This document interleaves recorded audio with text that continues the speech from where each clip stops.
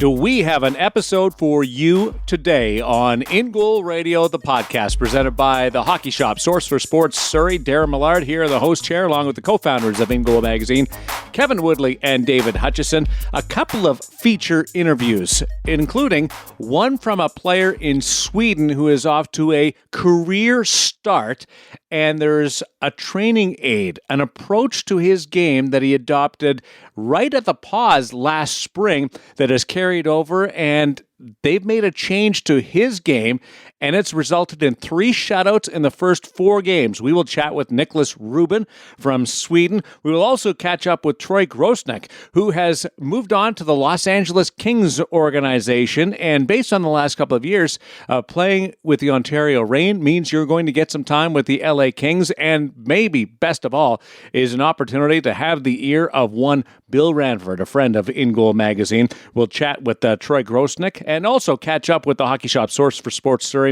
with their buddy Cam, and looking at goal mass and the Bauer goal mass line, the 960 setup. They made a change there with the foam. So a lot to get to today on the heels of free agency. Gentlemen, did you get through the opening day of free agency, and how much did you enjoy that Friday when it was all about the goaltenders, Hutch? It was coming fast and furious, but for me, the highlight, because we love to banter here a little bit, and I have to tell you, I had an opportunity to get on the ice on Friday with our recent NHL draft pick, and we'll have more from him coming up in a future episode soon. So I actually drove to get on the ice with Dylan Garand, drafted by the New York Rangers. And as a result, I was driving as a lot of this was happening, but I got to hear Woody make one of his 752 radio appearances that day, because every Vancouver radio station wanted to catch up on every little thing about Braden Holtby. And that was the highlight of my week, I have to tell you. I mean, it got me a good hour down the road as Kevin answered just the first question. He was so giddy about Braden Holtby coming to Vancouver. So can I just mention one of those 752 radio hits was on Fox Sports Las Vegas with me as I pulled him in because it was I didn't even so know. Fast. I even pulled in Woody and said, I need a goaltending guru to explain to our audience here in the Las Vegas Valley. So I know exactly what you speak of, Hutch. And you only had to ask him one question and he got all 5 answers. So that's what's so fantastic. So it was a fantastic day. It was an unprecedented day really for goaltenders, wasn't it? And at the same time as you see all these families getting uprooted and moving around North America, it's incredibly exciting for all of us fans of goaltending to anticipate what next year is going to be like, even though we're going to see a lot of guys in some strange jerseys. And that, for me, would start with Henrik Lundqvist and Braden Holtby. Woody, how would you describe that day? Was there as much movement as you necessarily forecast going into it? I got to be honest with you, I think the overall movement was not actually... kind of right in the middle, eh? Yeah, it was kind of typical for the offseason. The difference, like we see musical chairs every year when it comes to goaltenders. And quite often you can literally do a rotation of 5 or 6 teams, just move everyone over one spot and it forms a perfect circle. It really is like musical chairs. The difference this year, as Hutch alluded to, is the name power of the guys who are moving. Like a lot of the times it's guys looking for that 1B spot, a handful of number ones. But even with Robin Lehner already off the market in Vegas after signing that extension, you're talking about Jacob Markstrom, 4th in the Vezina voting, sliding over. Braden Holtby leaving a team where he won a cup and a Vezina. Henrik Lundqvist, a franchise icon, moving down the road in Chicago. So to me, it was the brand power of these names that we're talking about, massive names with well-established careers, changing teams, grabbing a different seat, and a couple of guys, like Aaron Dell, didn't get an NHL seat, right? They've been in the National for a couple of years now with San Jose. I thought it had done some really good things with the Sharks. He has to, I guess, there's no other word for it, settle for sort of a number 3 spot in Toronto behind Frederik Andersen and Jack Campbell. So I don't know that it was any different than any offseason in terms of the volume. To me, it was the level of the guys that were changing teams. And I think it all started with Jacob Markstrom, a guy who, flew under the radar a little bit here in Vancouver because his raw numbers weren't off the charts great. Like he didn't have a .930 save percentage, but clearly when you see the interest from teams to bring him in, they understood how big an impact he had on the Vancouver Canucks. Two-time team MVP here the last couple of seasons, behind a pretty porous defense. He's been really good. And so the Flames lined up an offer, the Edmonton Oilers lined up a big offer, and he ultimately ends up going to Calgary. And that sort of sets off this chain reaction of guys going elsewhere. It was actually interesting that the Markstrom deal wasn't announced till later. Like, we knew about Holtby coming to Vancouver, which meant Jacob Markstrom was leaving hours before it was confirmed where he was going to. Let's start by throwing out some names, and the two of you can chime in on your thoughts on the move or the status quo. And then we'll get into Troy Grosenick and Niklas Rubin, and also catch up with Cam over at the Hockey Shop, Source for Sports, Surrey. And let's start with Jacob Markstrom and the 6-year deal with the Calgary Flames. How important was that for the organization? Okay, so one quick little caveat here. Actually, it's a shameless plug. We've got a few of them in this episode. For our InGoal Premium subscribers, make sure you check out the article that went out on Saturday morning. We kind of worked on it all day. It was kind of shifting as Hutch was on the ice. We had one article in mind, and by the time he got off the ice, we had a whole other article. But the premise is we were actually able, thanks to the help from Clearsight Analytics, the company run by Steven Valaket, who we've had on the show before, they can actually plug Team X and take goalie A or goalie B and plug them into Team X's environment and spit out a number. Now, that environment's going to change because we've had defensemen. Yeah, but we've had defensemen shift and the environmental change and coaches and philosophies and the personnel. Here in Vancouver, can you plug anyone into Markstrom's environment last year when they've moved on Chris Tanev and moved on Troy Stetcher and brought in Nate Schmidt? I don't know, but we can at least take a look at what it would look like historically. And so if you check out that article at ingoalmag.com for premium subscribers, premium members, you'll be able to basically see how these guys should fit in their new systems as part of the breakdown. To me, Markstrom in Calgary fits for a number of reasons. One, he gives you that bona fide number one that they've been looking for since Kipper left. They've kind of had a revolving door of different guys. Some have done great jobs, but there's never sort of been that guy there to be the guy, and they have that in Markstrom. That's a fluffy analysis. You want the hard numbers? Jacob Markstrom excelled like no one else in the NHL at clear-sighted shots. So we talk about Vancouver in terms of the hard environment and the cross-ice plays, slot line plays, rebounds, and screens. Those are the tough shots. And he was above average in all of those things, and that bodes well for Calgary. But the one thing he really excelled at was not giving up the easy ones, and those are the clear-sighted shots. Nobody in the NHL over the past 2 seasons has been better at it. And I do think that type of shot feeds his game and allows him to feel good about his game. So if you took Jacob Markstrom and put him in Carolina, for example, I'd be a bit nervous because he wouldn't get as many of those types of shots to feel good.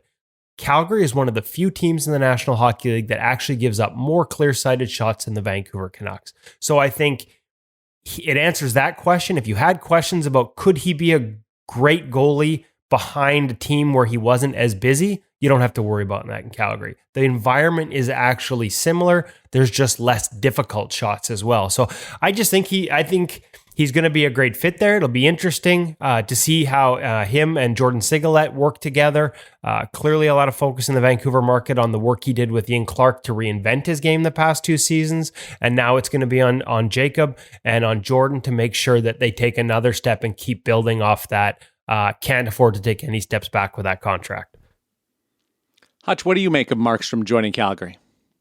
Well, I was just going to say, I love that Woody's brought up the clear-sighted shot metric, and I think of it a different way, not just Markstrom being able to get comfortable with his game because of how Vancouver defended, but I also think about the effect on the team, and we often see people, the armchair analysts looking at things saying, well, he's giving up goals at the wrong time, he's giving up the wrong kind of goals, and I don't mean Markstrom specifically.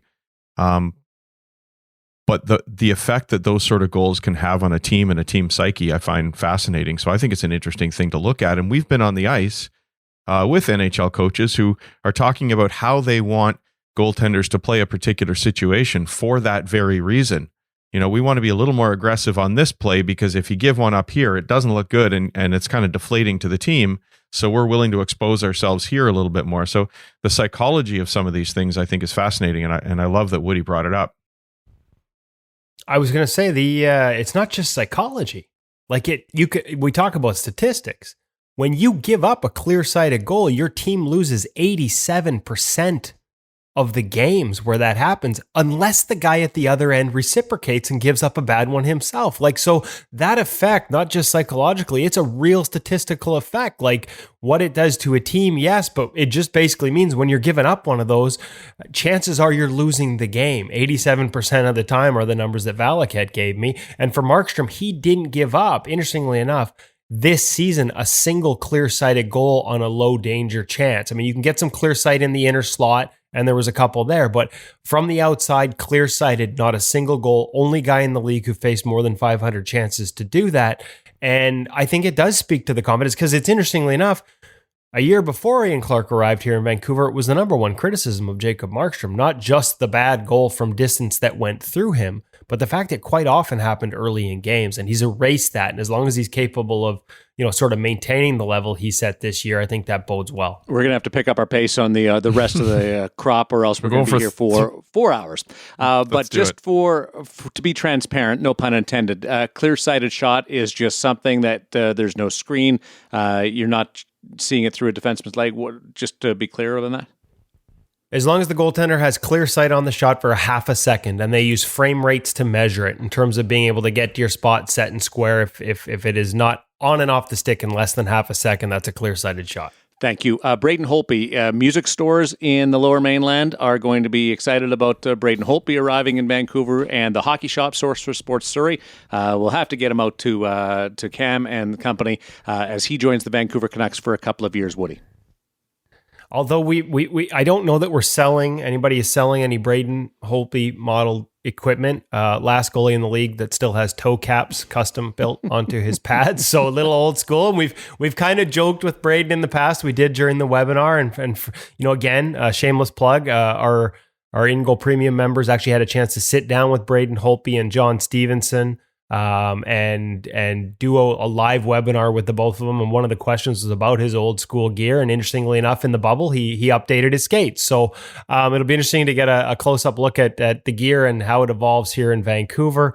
I do think that this is a good fit as well. Obviously, better term and number for Braden Holtby than what they would have had to give up to keep Jacob Markstrom, but also it lets them hang on to Thatcher Demko in the long term. And, again, we look at the chances. The only sort of negative fit here between the Canucks and Braden Holtby is if this team continues to bleed lateral plays, slot line plays across the middle of the ice that force the goalie to go from one side to the other.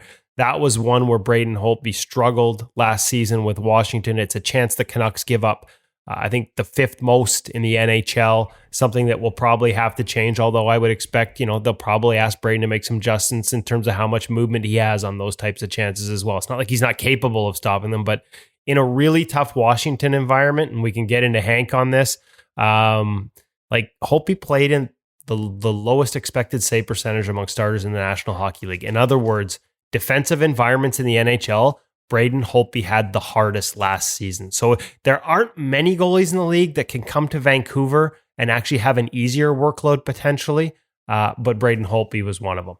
Didn't see a couple of years ago, Braden Holtby and Nate Schmidt both ending up in Vancouver, but the former teammates in Washington will play with the Vancouver Canucks together. Hank ends up with the Washington Capitals. Hutch, this is going to be, well, first of all, I can't wait for his kit. To see what he decks out. But the other part is just the opportunity to play on a contender at the time of his career where he might just have one or two more last shots. Yeah, and I mean, speaking to exactly what Woody just said, I feel for him stepping into one of the toughest defensive environments in the National Hockey League. And, personally, I was hoping to see somebody like Colorado pick him up because I thought that might have been a fantastic fit and a chance for him to hoist the cup. So, I mean, definitely we'd love to see him successful in Washington, but I am worried about that piece, and I am very excited about the gear. I know people have floated a few custom options out there on Twitter already, like what I've seen. Personally, is there a team he could have gone to that would have had a more iconic look possibility. You've got the New York look, and now you've got all those national monuments in Washington. I think it's the perfect move. Maybe he moved for the gear.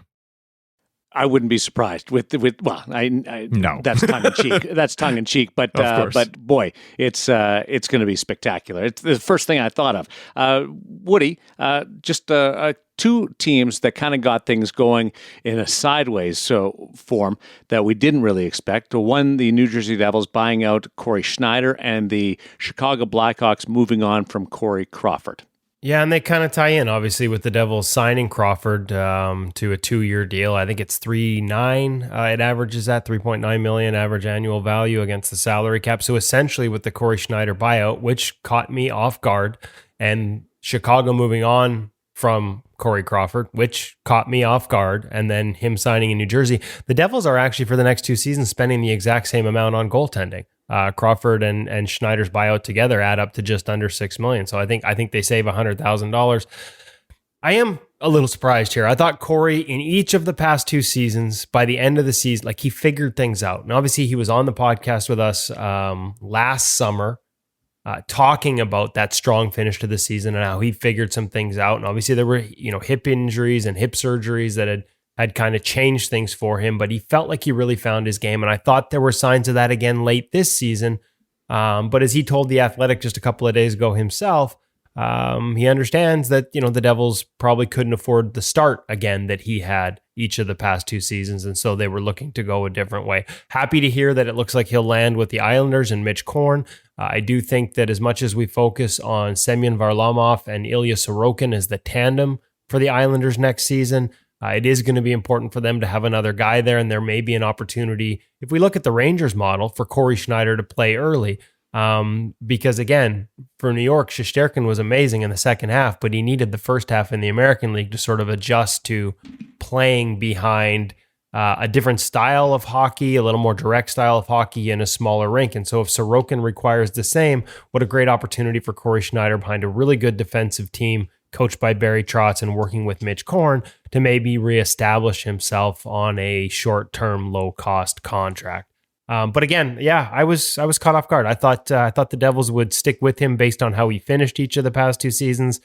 And when it comes to Chicago, I like their young goaltenders a lot, but Corey Crawford was just such a massive part of that franchise. And I don't even mean just the Cups. I mean, actually, maybe even more so the past couple of seasons as they started to bleed scoring chances. He was so good for them, and I think overlooked at times just how good he was in a tough defensive environment. And so the assumption, I think, with him wanting to be back there and willing to be back there was that he would be back there. So that one caught me off guard a lot. $12 million in goaltending for the Vegas Golden Knights, and the Edmonton Oilers stick with the tandem that they had last year. Hutch, which way do you want to go here for your assessment? I think they're both a bit of a shocker for me. You're going to know a lot more about Vegas, and maybe you need to hop in after this. But I know they've said that they're sticking with this as a tandem, and I know we need to see what happens with the rehab for Robin Lehner.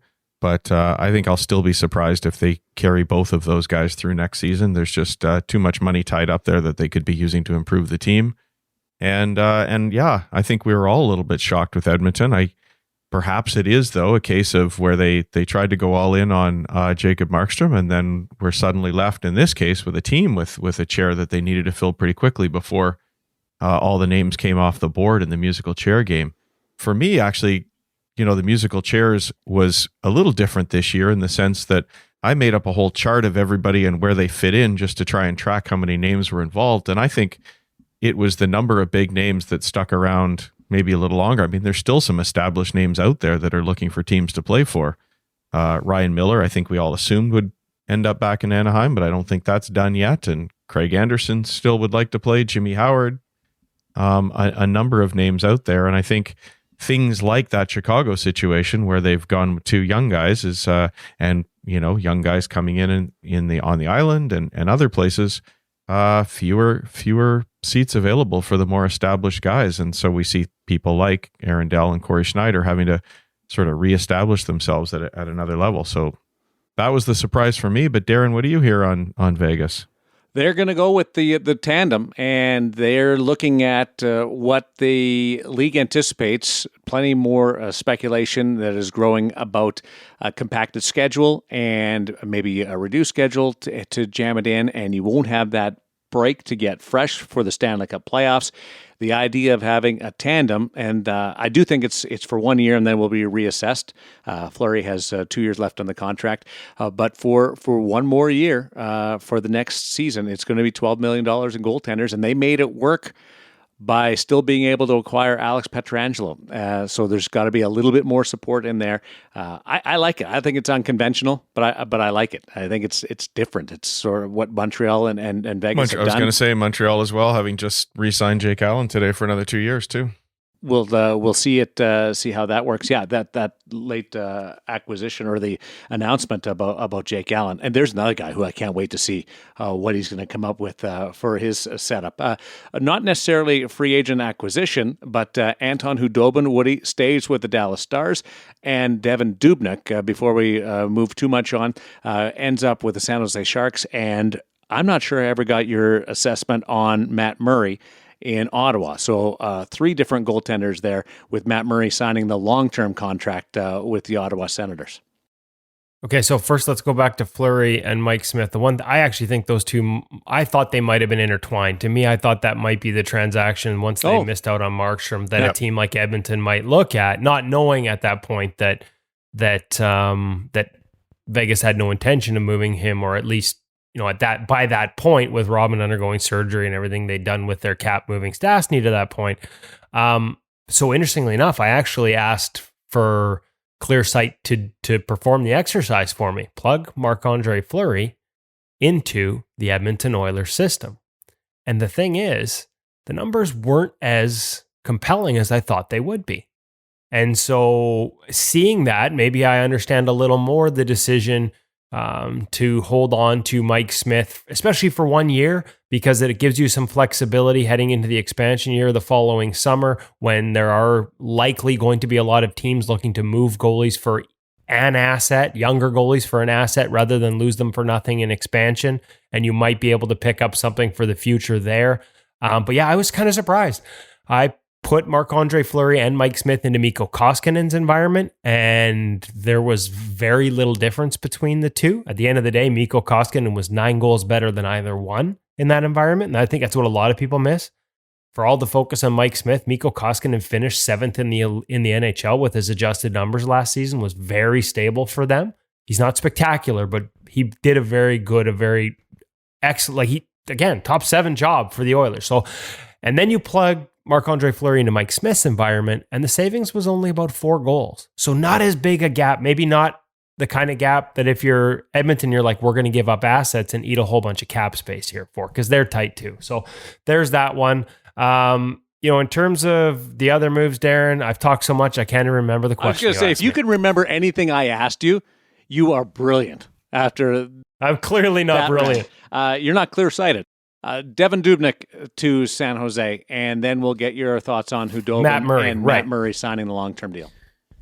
Khudobin makes sense in Dallas really quick. My understanding was the ask was 3 times 3.6. He was only going to go to a place where he had a chance to win. I know there was interest in Vancouver once Markstrom moved on, but once they went with Holtby and they only wanted a goalie for 2 years, Khudobin was able to get his 3-year ask, a little less than the money they were looking for originally from Dallas. And what better fit than a team that you just helped take all the way to the Cup final. And this is just the reality. Ben Bishop is still capable of excellence, but he's also shown a struggle staying healthy. And Khudobin can give you great minutes playing fewer minutes, or as he showed you in the playoffs, he can give you number 1 minutes in a workload situation. He's a perfect fit there. 3 years, I know they got a guy named Jake Oettinger who's probably going, really? Another 3 years? I got to wait? But it makes sense for them right now. Matt Murray to Ottawa is an interesting one. I'm going to be honest, it's kind of hard to look at that contract and it's hard to defend the number, 6.25. That's a big ticket at a time when nobody else was getting it. But I like the fit for Matt Murray, and all the things that made Matt Murray what he is. None of that's disappeared, okay? He's still the mental strength, the comparisons to Dryden that he earned winning 2 cups. There are a lot of positives there. The one thing that needed to change and will need to change. And it's already started. The process has begun. Interestingly enough, with Adam Francilia, who performed a similar process with Connor Hellebuck, is he has to narrow up his stance and not play as low and wide as he did in Pittsburgh. He won 2 cups that way. The Penguins defended lateral plays as well as anyone in the NHL and created them at the other end. They basically won cups under that formula. Washington copied it the next year and won a cup. But here we are just a few years later, and if you can't move, you can't play. Every other team is copying that model in terms of creating offense through lateral chances. And when you're locked in low and wide and your lateral mobility is compromised because of that setup and stance too early in a sequence when the play's in your end, can't play that way. Just can't. And to me, this isn't just my observation. I've run this by other goalie coaches around the league who have watched him. I know Ottawa feels the same way in terms of this being a transition he needs to make. I know Adam Francilia has already started some of the biomechanics behind rebuilding some of those to get to this transition. And I give Matt Murray credit because I think he started it last year, narrowing up his stance. If you really watch closely, about 2/3 of the way through the season, you can see him playing a little narrower, his feet closer, more underneath him, and not getting as spread out as he used to. So in some ways, it's a reclamation project. And the question becomes, do you pay a reclamation project $6.25? That's a fair question. But at the end of the day, all the other things that made Matt Murray great are still there. And if you sort of just change the foundation setup-wise, which seems big but really doesn't have to be, if you've got a guy that's willing to do it, you can get that Matt Murray back, because I don't think he forgot how to play goal. I think the way he played goal just no longer fits today's NHL, and you can make that change. And I will try and segue this to Devan Dubnyk, because I think there are elements of Doobie's setup and the way he was moving in Minnesota that had drifted over the past year and a half. And I think being reunited with Adam Francilia in San Jose, where he's a consultant, will help that. When I look at the numbers, I'll be honest, it's not pretty. Dubnyk's adjusted numbers, especially when it comes to lateral plays and the types of chances, rebounds as well, the types of chances the Sharks give up the most of for the past couple of years, that's not a great fit. Like, he's in the 60s or 70s and they bleed those types of chances. But I think you can change some of the elements in his game to make him better on those chances. And I think, again, that's already been recognized and starting to be worked on. And I think that the Sharks recognize the need with a new coach in Bob Boughner to change the way they defend a little bit to stop trading so many of those types of chances. We talk about Holtby having one of the lowest starter save percentage or expected save percentage in the hardest environment.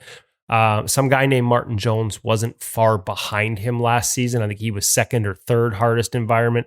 So that's what Doobie is going into, but with an understanding that he has to change a few things. They're trying to change a few things.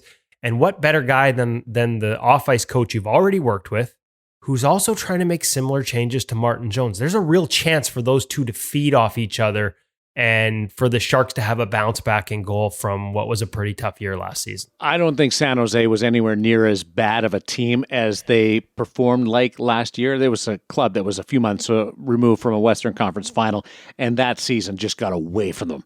And it was done, and there was no saving it. So we'll see whether they rebound back and having a tandem. Another one of those teams with tandem. Like, I don't know who their number one goaltender will be at the 20-game mark. It could be either Dubnyk or Jones, Hutch. The way things are going with that group. That might be one of the more tightly contested battles for the number one job. 100%. And I think that's something that they probably see as a bonus as they're bringing him in to, sort of push Martin Jones a little bit. Not feeling comfortable and secure as he's been able to for a long time. So I can see both these guys feeding off each other. And let's not forget, Doobie has had to have a bounce back season before, and he's turned his career around. He knows what that's all about. He's going to have the mindset that he's capable of doing that. And I'm fascinated to see what will happen as the season goes. And we also know, as we've talked about many times, that there's going to be a lot of opportunities to share the net here in the early going. So I think we might see a few surprises around the league as a result. Bounce back. Maybe you get an opportunity to shoot from the gate like you've been shot out of a rubber band. And that's what is happening in Sweden right now. If anybody wants a secret on how to turn around your season from one year to the next, give Niklas Rubin a call. He plays for Frölunda in the Swedish Elite League. And Hutch, I want to bring you in here because you had the feature interview this week that we'll start off with. Troy Grosenick is coming up next, but just a little bit of a teaser before we get to Troy on what Niklas Rubin's going through. Sure. Well, we had seen this Swedish newspaper article through Twitter and through the magic of Google Translate. It was a real nice tease that he had been using rubber bands attached to the crossbar to help him stand up more and stop spending so much time on his knees. And it turns out that characterization wasn't correct, and you'll hear that in the interview, that it was for a very different reason. But at any rate, who doesn't have their goalie nerd radar go off when they see somebody training by attaching themselves to the net with rubber bands for some particular reason? And it's not rubber bands that the mail comes wrapped in. It's those tubes that Adam Francilia, to drop his name again, has used in some articles on InGoal Premium for our members to train off ice. And so we'll leave it to you to listen. But when I saw the article, I reached out to Niklas and just asked if he'd be willing to have a chat with us. And it went from what are you doing with the rubber bands to a full discussion of his season, which has started with 3 shutouts in 4 games, his mental approach to the game. For me, a fascinating discussion on what it is that causes goaltenders to be tired on the ice, and it's not a physical thing; it's a mental thing. We talked about how he is combating that with some breathing exercises, and that's going to tie into some content coming up at Premium as well soon. So a lot of fun tie-ins here, and it was just a really nice look, as we often have done with NHL goaltenders, at the career of a young man playing in the top professional league in Sweden on a very storied franchise, one where Henrik Lundqvist began his career. So just wanted to give everybody a bit of a tease there on that conversation because it's brilliant. But we start off with a feature interview. Troy Grosenick, Kevin Woodley does that. The feature interview brought to you by the Hockey Shop, Source for Sports Surrey, and Grosenick is a gentleman, Woody, who's being on the move, going to a new organization, a real opportunity here, but there's a lot going on in his world right now. Yeah, and that's why we wanted to have him on, just sort of get a taste of what this is like in unrestricted free agency, what it's like to be a goalie that's waiting to fill one of those seats in musical chairs, especially, we all focus on the top tier guys, and we heard it from Braden Holtby. We heard it, from Corey Crawford and Corey Schneider. We heard about that this was one of the hardest things they'd ever gone through. Well, what about for the next set of guys? Because we just talked about condensed season and the importance of having 2. I think it's going to be important to have 3 because you're going to see increased injuries. How teams fill out that next spot is going to be crucial. But what's it like to be a goaltender waiting for teams to make up their mind on how they fill out that next spot in unrestricted free agency? And there's still some guys out there waiting for jobs. So I thought Troy Grosenick was going to be perfect for that. So we wanted to touch base with him. But to tease the other interview, come on, rubber bands and a goaltender. We were all thinking Millhouse, right? Yes, totally. Exactly. As soon as I heard it, I'm like, are we going back in time here? Wow. To the one of the more formative years of teaching goaltending, and formative years, talking about your childhood. Oh, that's something Troy Grosenick had to deal with as far as childbirth anyway, with his family. If you think free agency stressful, just listen to what he had to deal with in the late stages of the bubble. Man, his work-life balance, it was all up in the air. Here is Troy Grosenick in conversation with Kevin Woodley on InGoal Radio, the podcast presented by Source for Sports Surrey, the Hockey Shop.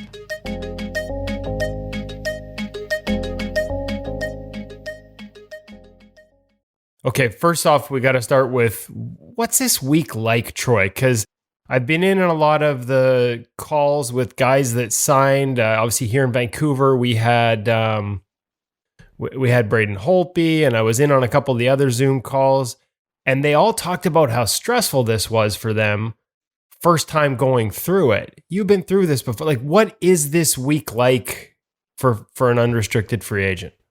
Yeah, this is my first time I actually went to free agency. Like, I had signed deals like during the year before.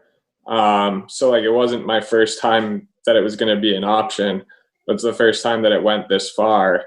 And it's for sure pretty stressful. I mean, what in the world these days isn't stressful? First of all, it's, and that was kind of, one of the things that I was able to ground myself in is that, it's crazy times for everybody. You know, it's not going to be easy for anybody right now. So just kind of, you know, do what you can, and found myself working out a little bit more and getting on the ice a little bit more, just to try to get my mind off of things that I couldn't control. And, you know, kind of digging through and seeing who was available and what spots were available, and just kind of had made my list of places that I thought were potential fits. And when you kind of do that, and I feel like it's just kind of planning it out and just, you know, try to get my mind at ease in any way I could, and then being able to be ready for, you know, when teams did reach out, knowing what had the best potential fit. And that's just kind of how I took it, and tried not to stress out about it as much as humanly possible. But obviously it's, you know, when that's the way that you support your family, like, it's a stressful time, not only with the COVID stuff, but, you know, how many good goalies were out there this year. And I'm thankful that we were able to get a deal done with LA, and my family and I can't be more excited to get out there and get to work. Okay, so when you make that list, and what are you looking for on the checklist? Were the Kings an organization that you thought might be a possibility? How much of this is just total uncertainty, and how much of it is, you know, that education of trying to put options in place and hope that one of them hits? Yeah, I mean, obviously at the end of the day, like, I'm not, you know, I'm not Markstrom or anybody like that can pretty much take my pick from whatever organization can find the money to pay me. It's more so that it has to be the right fit. You know, I'm at a point in my career where I kind of, you know, the number 3 guy, if you want to call it that, and but comfortable enough in my own game, and that if you know, you never wish injury upon anyone, but if it were to happen, that I can come in and do the job. And so you're kind of looking for those fits, you know, for whatever reason, if a guy left for free agency, or a guy's getting promoted, or something like that, and you just kind of get your ducks in a row, and you don't know exactly what all the teams are thinking while everything's going on, and so you just kind of map it out a little bit that way. And you know, that's the biggest thing for me is the opportunity. That's the number one thing that I'm looking for. And then you know, after that, obviously hockey's a small world, and the goalie world is a smaller, you know, neighborhood of that world. And so you hear things about certain places, and everything that I heard about LA was awesome. And I can't wait to get to work with Billy Ranford and Matt Miller. So yeah, it's just exciting time, and couldn't be happier to be in SoCal. Okay, so the one part of that is we do, even in the media, we're guilty of it. We focus on those names that you mentioned, the Markstrom, and, you know, I talked about Holtby coming here to Vancouver, and that's where a lot of the attention goes. But we've seen it now for the past 3 or 4 years. You need to be 3, maybe even 4 deep in goal as an organization. You guys, like, when you're trying to pick those spots, that become part of the equation, especially next year. I mean, condensed schedule, I would expect, much like the bubble, that injuries are going to be, you know, an increased risk next year if we're trying to cram a whole bunch of games into a short area of time. Like, it feels to me a little bit like, I'm surprised it took to the 3rd day to start to sort some of those tiers out for some of these teams, because when you talk to them, they're all talking about the importance of 3, and yet we didn't see it we didn't see the deals for the guys in that role start to come until, you know, day 2 or 3 of free agency. Was it a tough wait, or did you know all along, hey, they're going to get to us? Yeah, well, I mean, I think you always know that they're going to get to you. I think just everyone in general this year, just the way everything transpired, you know, there's not the courting period or whatever you want to call it, and the draft was only a couple days, you know, before free agency opened. So obviously the teams, I mean, that's a huge part of their future.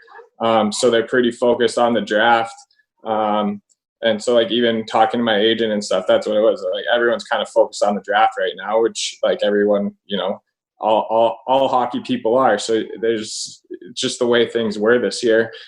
So it wasn't a surprise to me that, deals kind of, it wasn't like right when noon hit, like all these deals were done. I don't think anyone was necessarily expecting that. I was lucky enough that it was kind of really towards the end of that first day when things kind of picked up for me. And so it's just one of those things, like, I don't think anyone knew exactly what to expect just because it is such a new situation on so many different levels. But I think everyone knew that it would come to the point where, like, kind of like you said, the filter down would happen. And, I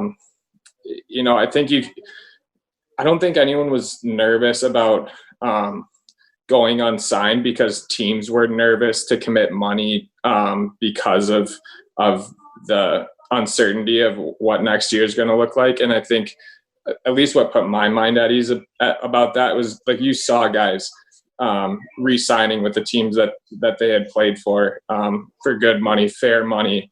So I don't think it was ever like a question like they're going to wait until, November or December to do these deals. First of all, I think hockey culture in general, it doesn't work like that. It's pretty, upstanding, straightforward people. And, I think, like I said, those guys who potentially were free agents re-signing with their teams kind of put the rest of us who had kind of seen the writing on the wall that we were going to be free agents, kind of put our mind at ease a little bit. Okay, and it sounds like we don't see the announcement until I think it was Monday or Sunday, but it sounds like those conversations for you, like you said, started by the end of the first day. So it's not like you were waiting until Sunday or Monday to actually see the interest and start to gauge it and start to make those choices, which is good to hear. I mean, you're coming off a .920 save percentage in the American League with Milwaukee last year, .919 the year before. Tough to leave. I mean, you're a Wisconsin guy. Was this a spot that, as much as you choose an organization and depth charts and things like that, was it, most of your time over the past 2 years has been with Milwaukee? Like, was that a tough thing to have to wrap your head around, or tough choice to have to make? Yeah, for sure. And, we loved being in Milwaukee, and I'm close to my family. My wife has family there too. And, so obviously, like, it was tough, but, it's one of those things, like, I mean, we were very fortunate to be playing in my hometown for 2+ years. And, it's just one of those things that it's part of the business. I mean, we loved it there. We loved all the people there, loved having family there. But at the same time, there's 31, soon to be 32 other cities that I'd rather be playing in. And, this was a little bit of a career, move and choice, because I felt like it gave me the better opportunity to have a chance to play in the NHL, because as much of it as a dream it was to play for the Admirals, it's a bigger dream to play and stick in the NHL. And anyone that's playing pro hockey, that's your dream. And I guess that's part of the balance you have to look at, right, in terms of those two sides. And when you're coming off a season, and a couple of seasons like you did, you talked about being comfortable with your game. I know you've had a chance to meet Matt Millar at least once up at the camp in the Net 360 camp in Kelowna. We were there with him too. Sounds like you said, you got a chance to talk to Billy Ranford, which is always a positive in the goalie world when you have a chance to talk to Bill Ranford. When you talk about being comfortable with your game, talk to me a little bit about the evolution, where it's at now, how it's evolved over the past couple of years. I mean, you've worked with Nabby. When you were in San Jose, you had Ben Vanderklok and a couple different voices in Nashville. Obviously, they have an American League goalie coach as well. How's your game evolved over the years? Where do you think it's at now, and why do you think it's ready for this next step? Yeah, I mean, I think it's in a really good place, and it's kind of like what I talked to Billy about. It's I feel like the last 3 or 4 years now that I've gotten my game in a place that I'm ready to play an NHL game if called upon. It's just it's waiting for that opportunity, and I'm still hungry, and I feel like I'm kind of towards the top tier of American League goalies, and I just it's one of those things, that nothing's going to be handed to you, and I don't expect anything to be handed to me going out to LA. And I fully expect to kind of going into Ontario as kind of, the older, more established guy, and hopefully be able to help out Matt with anything that he's got. But at the end of the day, if there is an injury up top or something happens, trades happen, whatever it may be, I fully expect to be ready to step in and play. And that's where the game's at. And I have been super lucky to be able to work with a lot of, great people. Like you said, Nabby in San Jose, and Corey Schwab and Wayne Thomas before that were in San Jose. And then the past couple of years with Benny Vanderklok there in Nashville, and Dave Rook, who has been awesome for me, at least personally. And I think I've been really lucky that not only that I had like great goalie minds, but they're just great people, and all of them I consider friends, and I think that's important when you're establishing that kind of player coach relationship when it comes to goalies. Like, I feel like it's a little bit more of like a friend. There's a lot more of like the friendship than there's the coach and player relationship to it. And I think just having that more comfortability, it allows everyone to open up to each other and be more mindful of and open to ideas that they might see in your game. And I think that's the biggest thing that I've brought in, is there's a little piece that all of them have suggested to me that I try out, and I'm like, what, this really works. I love this. And I think having that open dialogue really has allowed me to, expand my game a little more. And then how can we, I think really the biggest thing for me was when I started working with Adam Francilia, and the way he changed my biomechanics and what I do off the ice, and even some on ice drills that I do, and just being able to be more efficient biomechanically, I think has been kind of like the main thing that's really been able to vault my game into a spot where I really do think I'm a better goalie than I was when I first turned pro.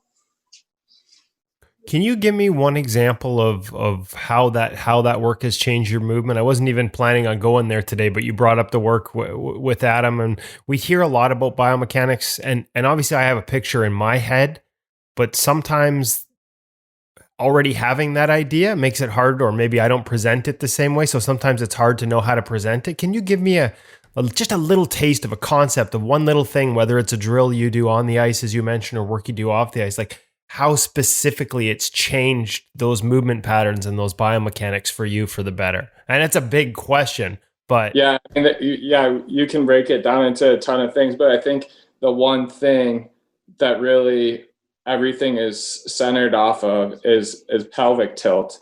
And the way that I had my pelvis more centered under me now, instead of kind of having my back like in a reverse C. Now it's more like in a normal C, like over the top.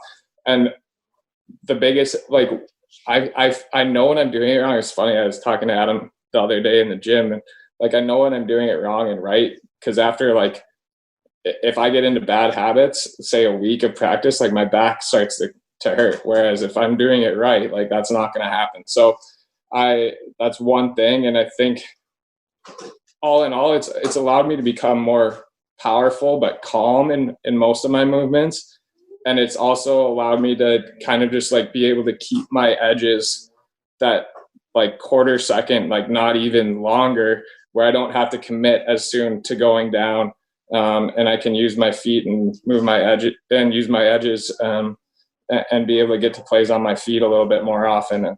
But it all comes back to the pelvic tilt. Pretty much everything. That's the first thing that we worked on. And it's the thing that I'm most cognizant of throughout my workouts. And when I'm really trying to, bring new things into my game, that's like the number one thing that I always am trying to be cognizant of. Okay, so shameless plug here. Everybody who's listening to this on the InGoal Radio podcast, Adam actually broke down that neutral pelvis and that pelvic tilt. at ingoalmag.com for the InGoal Premium membership. So there's my shameless plug in there. Now that you went there, I get to just follow up, and you set that up on you set it up on a tee for me. Reminded me of playing golf with you back in Kelowna last summer. Just teed that one up beautifully, my friend. I appreciate it. Is that where the game's going? You talk about the ability to hold those edges, the need to hold those edges as it becomes so much more lateral. I'm not sure. I don't get to watch as much American League game. We've seen it in the NHL. If you can't move, you can't play. Is it same thing hold true in the American League as well? Like is that where the game is going throughout? And is that where, as a goaltender, you have to be able to manage that ability to hold edges and move later and be more patient? Yeah, for sure. I think that's you see it, with all the young kids that come up. It seems like they're more and more and more skilled. And the challenge that presents to the goalie is that there's more and more and more plays that are made. It's not just let's wing it off the pad and hope for a rebound. Like these guys are so skilled now. Like it's not that they're never looking for that pass off the pad type play, but I feel like it happens less and less in the last few years because guys are so much more skilled. They're more patient with the puck, which means we have to be more patient on our feet. Perfect. Hey, listen, I'm going to let you go. I can hear the kids in the background. I know this has been a busy week. I'm excited for you to get down to what does it look like now for you? I know there's uncertainty for everyone. We don't know when either season is going to start, when you'll be reporting to training camp. Do you start to look at places now? How does this work from a family unit? Because, that'll be my last one, but I do think we focus so much on the goalies. We forget the impact this has on the families. How, where does this leave you guys in the meantime? I mean, school's already started, although I think yours are still a little young for school, but. Yeah, we've got, so my little boy will be 3 in a couple of weeks, and my daughter is almost 2 months old. So yeah, young for school. It is like, it's weird every year. Like, I mean, we don't, like when we were in Milwaukee, like half the time I'd be able to leave some stuff at my parents' house and then just pick it up, the next year. And now, we're trying to get that kind of stuff squared away. But because our home base is up here in Minnesota, like our house is up here in Minnesota. It's where we come back to every off season and where we plan to settle down when hockey's over. But so we rent during the year, and right now, just because everything's so, up in the air about when we're going to start and when we have to be out there, like, yeah, we're kind of looking at places, but kind of not. Like, you don't want to settle on a place and be gung-ho, like this is the house that we're going to be moving to, and then all of a sudden, can we push that back a month and stuff like that. So we're looking, but not, going to commit to anything or anything like that. And as far as moving, we've been doing it for years now. So the old joke is like, my wife's become a pro. Like she knows what goes where and how many boxes we need for certain things. And, we can kind of eyeball what U-Haul size we might need to get everything out there. So it's, it's become a little bit of an old hat when you move twice a year at least. And actually, I said that was the last one, but Darren Millard's going to be really proud of me this week. I'm actually going to squeeze 2 last ones.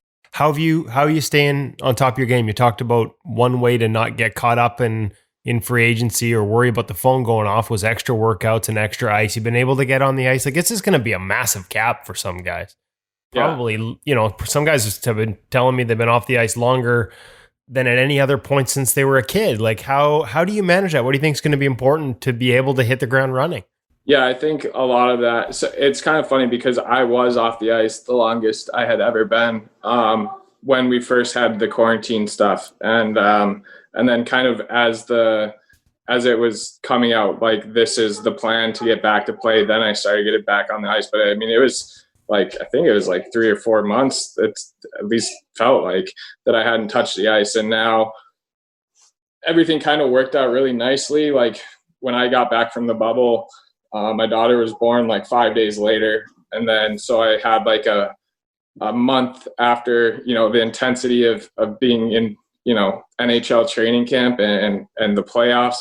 And then Claire was born. So I was able to get like another kind of month-long break there. And then started getting back on the ice up here in Minnesota, and obviously, you know, all the safety precautions. It's kind of funny, you know, there's a couple rinks up here in Minnesota where you might see a lot of NHL jerseys and NHL players getting dressed in the parking lot like they're mini mites again. So it's kind of been cool, like, to, you know, get a laugh out of that. And then other than that, I've got everything that I really need to work out here at home. So just been working out here at home, and then obviously I don't have the ice at home, so got to go to the rink for that. But yeah, it's been the last week or two, been on the ice like 3 or 4 times a week. So, you know, it's one of those things, it's in our blood, right? Like, it's hard to keep us off the ice, and it's what we love to do. So it's been fun. Well, our audience isn't going to, on the podcast, won't be able to see the smile you just had as you were talking about getting back on the ice. But as long as that passion's still there, like, clearly as soon as you started talking about skating, there's that big smile. As long as that passion's still there for you and that dream is still there, that's you keep chasing it. Yeah. Like, I mean, you know me well enough that I love what I do. And you know, if there's ever a point in my career where it feels like a job, like, that'll be like my cue to it's time to stop. But I don't see that happening anytime soon. It's my passion, and I'm lucky enough to be able to do it as my career. I also feel like I lost the plot here a little bit, Troy. I focused on free agency and family, and didn't realize that that was that tight. You were out of the bubble 5 days before your daughter was born. Like, I mean, I got a million questions about the bubble, but we don't need to go there this week. But knowing that's going on at home, how much tougher was that? Like, were you like, or did you know crazy when she was coming, or was there a lot of uncertainty there? That's stressful, man. Yeah, there was uncertainty with Claire the whole time. She was due like at the beginning of September, but then for a while there, we thought she was going to be coming, you know, even like a week earlier than she did. And which would normally be perfect timing, right? You time this for a normal off season. You know, like, up until, like, you know, February or so, we're like, this is great. Like, she's gonna be born, and then, like, I'll have a week or two, and then, you know, we'll do training camp, and, like, hopefully we're, you know, you're not out of the newborn phase quite yet, but hopefully things have settled down a little bit by, you know, weeks 2 and 3. And so, yeah, it was originally great timing, and then COVID hits, and we're like, well, she's due, you know, 6 months from now. Like, well, everything will be a little bit better on that front by then. Obviously, you know, maybe a little bit better, but obviously a lot of stuff up in the air. So that's going on. And then when they announced, like, the return to play, it's like, like, you know, if Nashville's still going, like, we got to figure out something to do. So, but Nashville was great about it. They said, hey, we'll get you back, you know, in time for you to be there for your daughter's birth. And, you know, we had a game plan set up about what I was going to do. And I kind of told them I was more comfortable just driving down from Edmonton a couple days before, so my wife ended up being induced. And that was going to be the plan. And we kind of had it, if we would have made it out of that first play-in round, I would have been probably heading back, driving down, and then flying back up after a couple days with the family. But yeah, there's like a lot of logistics going on, and the people in Nashville, like, were great about it. And I think other guys were able to get out of the bubble and see their kids born and then come back and play. So it kind of goes back to what I said before. Hockey is one of those communities that, you know, from the outside, it might look like a bunch of hard-nosed guys that all they want to do is win and that type of thing. But the humanity in hockey is never lost. And every organization that I've been a part of has always, you know, treated their players, you know, as people, and, you know, doing the right things in the long run is what gets you ahead in life. Well said, Troy. I think I had 3 extra last questions, so I'm right back into my old form. Apologize for that. Apologize for how long it's been, but appreciate you and your time. Congratulations on the deal with the Kings. I'm excited for you, knowing what that organization is like for goaltenders. Obviously, coming from a good organization for goaltenders with Dave Rook and Ben Vanderklok, and even down to the East Coast Hockey League, they've got Josh Robinson working there. They clearly value the position. So, thank you very much for the time. Good luck, and we'll keep in touch, man. Hopefully, we get rid of this COVID thing so we can actually tee it up again as opposed to being stuck on other sides of the borders. Yeah, seriously. Be looking forward to that. Thanks for having me. And anytime you need anything, Woody, I'm all ears, buddy. Sounds good, man. I appreciate it. All the best. Thanks, you too.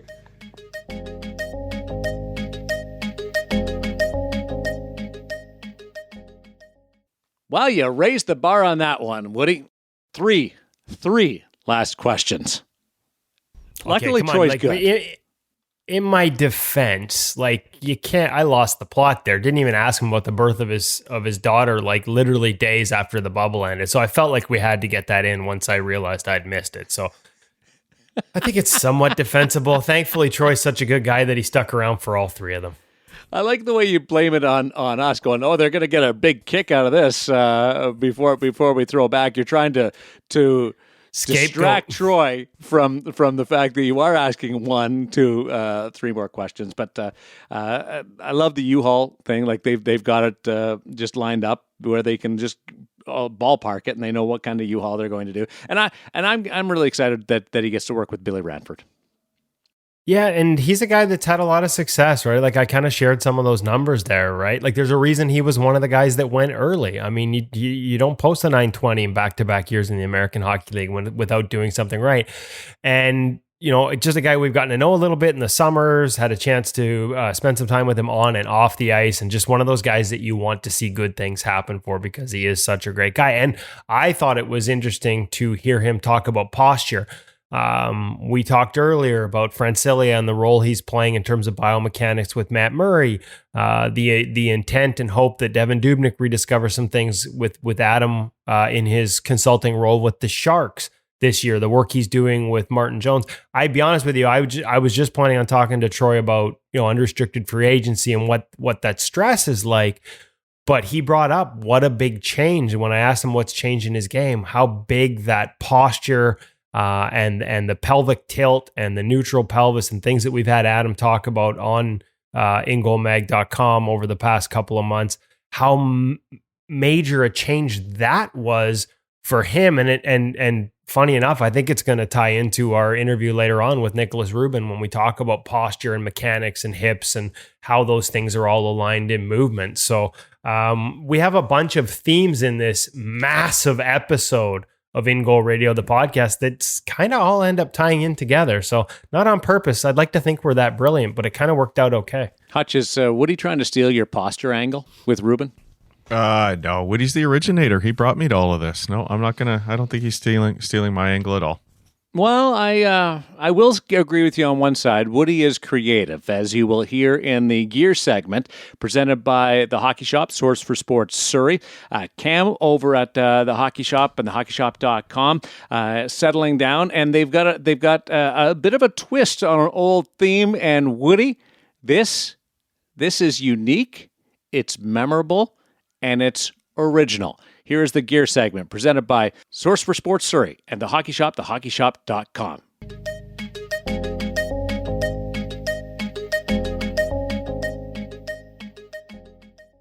Welcome back to the Hockey Shop, Source for Sports here in Surrey, British Columbia. Of course, you can find them online at thehockeyshop.com. We're down in the basement, the goalie section with Cam Matwiv, and I've been instructed by a listener, thanks for the note, Ron Newell, that I can't call it Goalie Heaven anymore because there actually is a store called Goalie Heaven.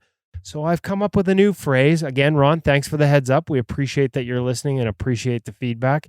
This is now and forever dubbed by me Goalie Utopia. Goalie Utopia. This is because, I mean, let's be honest. You have to die to go to heaven. You don't have to die to come to the Hockey Shop, source for sports. You can visit very much alive, check out all the gear, multiple walls, just basically, what else? It's Goalie Utopia. Anything you need, they have it, the latest, the greatest, from all the major brands, as well as smaller brands and smaller pieces you've never heard of that can help you play goal better. Cam is really good at sourcing out those little trinkets, little pieces. So that's it, Cam. From now on, this is Goalie Utopia. Utopia. I like that. Utopian goalies. That's us. There we go. So Goalie Utopia, we're going to look at, today we're going to look at the Bauer mask line. We're going to start with the 960. The new 960. I was going to say the new 960, and that's important because this is a line that has been along since I was knee-high to a grasshopper, to borrow really out-of-date phrases. This has been a staple for Bauer, but they've made changes over the past couple of years in terms of foams, and there was an upgrade to the foam that is a big part of the overall upgrade to this 960 this year. You walk us through it. Yeah, so I mean, again, like you had mentioned, we're running through a mask that's been around for quite a long time, but it's been upgraded, little bits and incrementally, kind of as we've processed through, to kind of its humble beginnings when it started, but kind of in conjunction with Jerry Wright, to here we are now, where it's just a straight Bauer mask in particular, but holds that 960 name.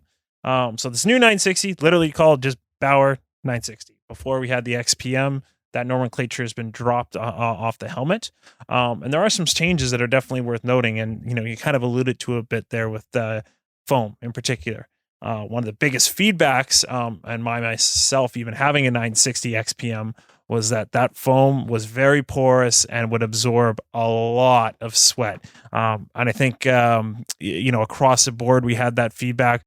We had that feedback even from yourself and citing some NHL guys kind of replying a very similar, their trainer saying that foam just isn't drying between kind of ice times and whatnot. So Bauer, well, it was more that you had to squeeze out the water because it would retain water. And we should be clear, because you have to give credit to Bauer as well. One of the reasons they went away from just a traditional foam liner was to try and improve the impact absorption by going to some of these more modern foams that are designed to really absorb impact. In other words, the intention and the goal was achieved was to protect your head better by going to these more advanced foams. The first iteration of this one of the side effects was that this one was porous. It did absorb water.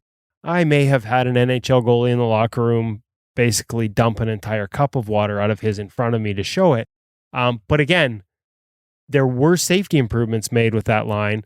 There's a reason guys were sticking with it even with that, because it was such a good mask. And Bauer, to their credit, recognized we needed to change that porous nature of this foam, maintain the protective elements, but it sounds like, Cam, they've added a layer to make sure that water is no longer absorbed. Yeah, and I mean, this is part of the whole reason, advancing forward in the foams to create that kind of impact reduction, which they have done, and also create a new softness and supple feel with inside the helmet as opposed to some of the previous 960s, which is standard VM foam, which was always quite stiff and took a while to break in. And even then, it still didn't have the same impact qualities that this stuff has.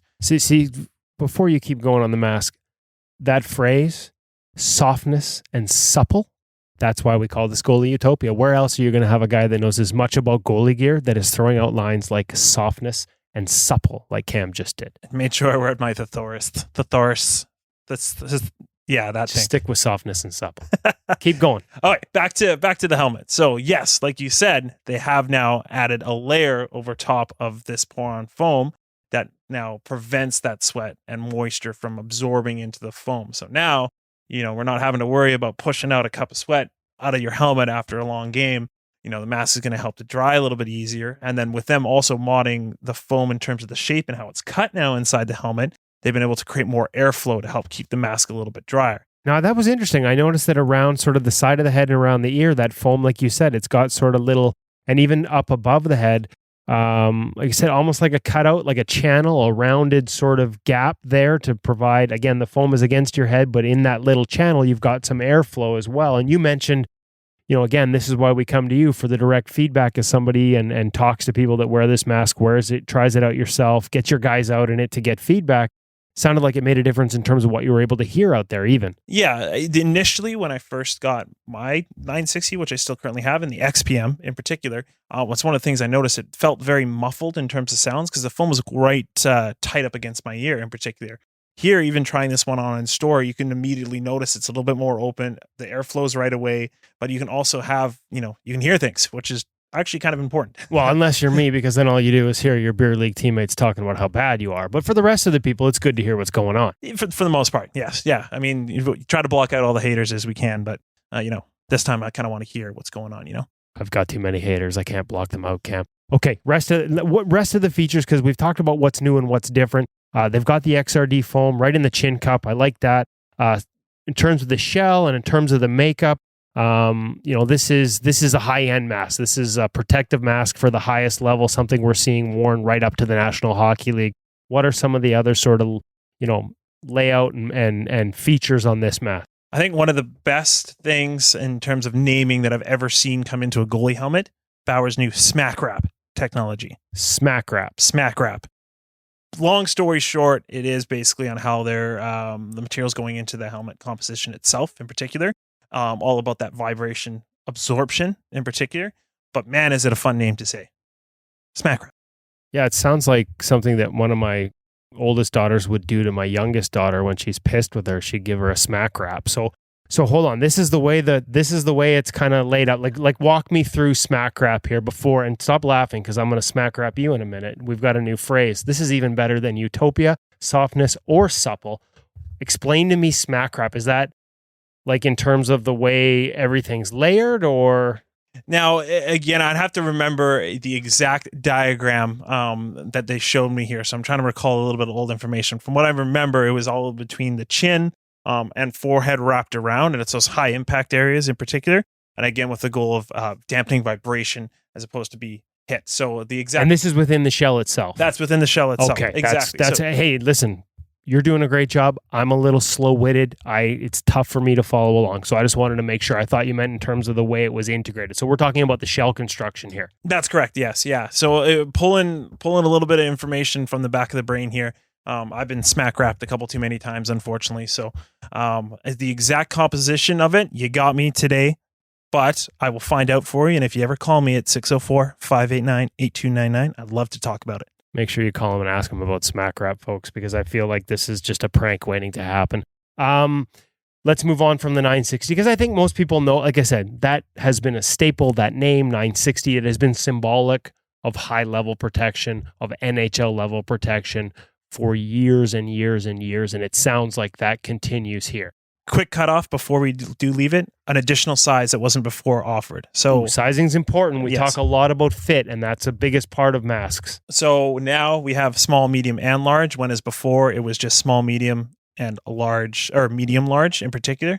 So we get the additional size in here, help to narrow down the fit for a couple more guys rather than falling into kind of just one category or the other. So in other words, you're probably now in a large after being back on the podcast and having your head puffed out to the point it doesn't go through doors. Can't even fit through the door. Too much smack wrap. So now they have a size for your large head. Smack wrap, large. Okay, before we get into, we're having too much fun with this one. Let's go down to, not necessarily next one down, but different model, different price point too. Yeah, so a lot of things still change or stay the same in Bauer's helmet world in particular. The only other new helmet that they have for this year is the 930 helmet, which is a polycarbonate mask, kind of designed more as that entry-level price point. It covers our youth sizing and then early junior and senior pricing. This helmet replaces the Enemy 4, again, that kind of like entry-level helmet. Other than that... I was going to say that those are the new, so yes. 960's new and improved with some elements. 930's new. Correct. But make sure you walk us through the whole line so that people understand, because these things do change so fast. It's one thing for you and me to try and keep up with them. Frankly, I get lost. Your job is to keep up with them, but let's make sure we let people know how that moves up from the 930 right to the 960. So what stays the same, though, is kind of what I was getting at, is that the 950X or 950X and then the 940X is what stays the same and remains current for this year. So both of those helmets, we're taking a kind of a step down as we go. So the 950X, a fantastic option for the price point. Basically sits at that mid-level price point, just above where you would find the Enemy IX and the Enemy Series mask, and still well before you get to that upper price point of the 960 in particular. Still combining a lot of the features that we would have found in the old XPM mask in particular. Shares the same foam, shares basically the exact same helmet construction. The only thing you do miss out on is that the older 960 XPM had what's called their Negra layer, which is the same composite material they use in their sticks, just as an extra vibration dampening layer. They don't have that in the 950, but to be honest, when we're splitting hairs, that makes them very close, and it makes it a good elite level helmet at what is a mid-level price point. And again, from a foam liner standpoint, you're not getting the you don't get the new 960 foam yet. Okay, so that's one of the big differences there. And then so next one down is 940, which sits between obviously it's pretty obvious, right? 930 is your base, and you move right up to 960 at your top level. Walk us through the 940? Correct. So the 940 at this point is something that is still kind of carrying over. It shares the same polycarbonate shell construction that the 930 has and that the older Enemy 4 has, although the profile shape still remains on the 940. But what you did get between that and say the 930 is a bit of an upgrade in the actual foam liner itself. You get a thicker foam, more designed for that impact, same overall shell, but that's kind of what separates the two price points in particular. The one note too, dropping down to the 930, is that they have added an additional fit. Before in senior, you only used to have senior and that was it. Now you do have a senior small medium and a senior medium large as well. So another option. That was a lot of information. The key here, folks, is that Cam knows all of this information so well off the top of his head. And if you have questions, not so much about all the details, but you call him up and say, I'm playing at this level. This is roughly the type of shot I'm looking at, or my son is moving up to this level. Which mask do you think he needs? If you're coming into the shop, to make sure you get that personalized custom fit. If you can't, Cam will walk you through all the measurements, whether it's online through their fitting guides. You can check those out or give them a call here at the shop. The point is there are a lot of options. Bauer's increased the options, increased the fit options at the highest level, which, as we've talked about, is very important. They've improved the foam for those guys taking the hardest shots. And Cam's going to be able to tell you which model you need, which model, if it's you or your son needs, and help you walk you through that process. That's why we come to the Hockey Shop Source for Sports here in Surrey in person, and why you should check them out at thehockeyshop.com. As a matter of fact, I'm going to out him here a little bit. I just witnessed him with a customer on the floor, and watching that interaction with this young goaltender who had just gone through the tryout process and was hoping to make a higher level, but didn't, ended up back in house with a mask that was starting to get snug, but still fit and still look safe. What I saw was a goaltender and a parent who could have easily been upsold to a more expensive mask, easily been upsold to spending more money here with Cam. Cam went through the fit. He had checked the other fits on the wall. What this young man had on was still more than safe for the level he was playing. It still fit him well, even if he started better to have it a little snug around the cheeks than loose and rattling around. Went through that analysis and advised them that for now, they should stay in this mask. So again, to me, having just witnessed that, I think it ties in perfectly with the fact we're talking about masks today. It was just a coincidence. The one customer you saw before we could slip back here into the vault with all the extra goalie equipment, as you call it, and have this conversation. And one more sign why you call the Hockey Shop Source for Sports, ask to talk to Cam and his crew, because they're not just going to try and sell you something. They're going to try and find gear that works for you, even if that means it's the gear you already have. So Cam, I applaud you on that. I don't even know if you knew I was paying that much attention, but good job on the honesty there. That's why you get return customers, and that's why we want to work with the Hockey Shop Source for Sports. Geez, the afternoon tire pump, just what I needed. Yeah, geez, we're not even going to be able to get. We're in the back room, folks. We're in the vault here, they call it, where they store, easy for me to say, all the extra gear. Like, I'm literally surrounded by boxes of pads and everything. This is where we do the recording sometimes when it starts to get busy out on the floor. And I am pretty sure now that Cam's head is not going to fit through the door and back into goalie utopia out on the main selling floor. So I will I think I see something there I can use as a wedge. It's a pretty thin thigh rise on the new Warriors. I think I can maybe use that as a wedge to get your head out the door. But we'll be back next week to talk more masks. We're going to look at the CCM Access mask next week with Cam. Cam, once again, thanks for having us here at Goalie Utopia, the Hockey Shop Source for Sports, and hockeyshop.com. Thanks, Kevin.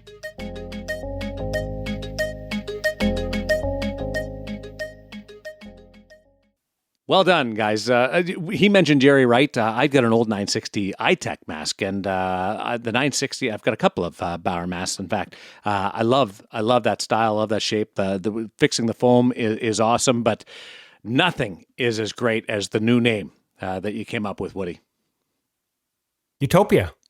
Utopia. I had to come up with something. Did you come up with that on the fly, or were you thinking about that when you were heading over there?